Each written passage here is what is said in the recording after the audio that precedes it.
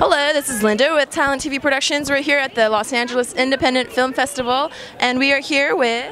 I am Pergrin. What do you do, Pergrin? I was the cinematographer on the film Lady Whitesnake. How long have you been a cinematographer? A few years. I went through the ranks in the camera department, starting as a camera assistant, and then working my way up to cinematographer. Oh, very nice. Have you always...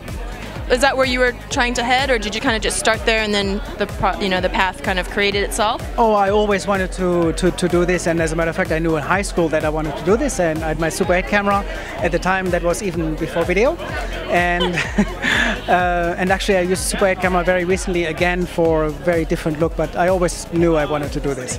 So tell me about the name again of your short film. It's called The Legend of Lady Whitesnake. Well, I'll tell you one thing, if you actually see the poster for that, it just makes you really want to watch it. What is it about?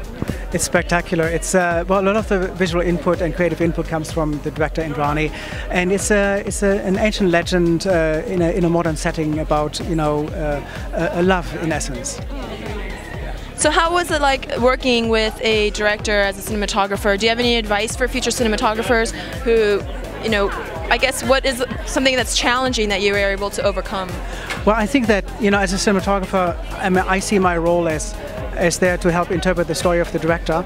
So for that reason, it's very important to be in tune with the director and with the story, the narrative, and try to develop a language that serves the narrative and the film, and try to see what that is and to explore it.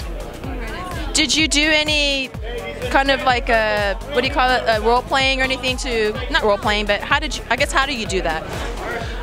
I think you have to have a background and know what you can and cannot do, and then basically be in a position where you can liberate yourself from all of this and really find the quiet inside yourself to see what the place is where you need to be to find the right tone for the piece, and to bring this to the set even when things go crazy around you, which it invariably will. But I think you need to know where you want to go so that in the midst of everything you can keep that vision. Great. Well, thank you so much for your advice. I look forward to eventually watching your film. You're welcome. Bye.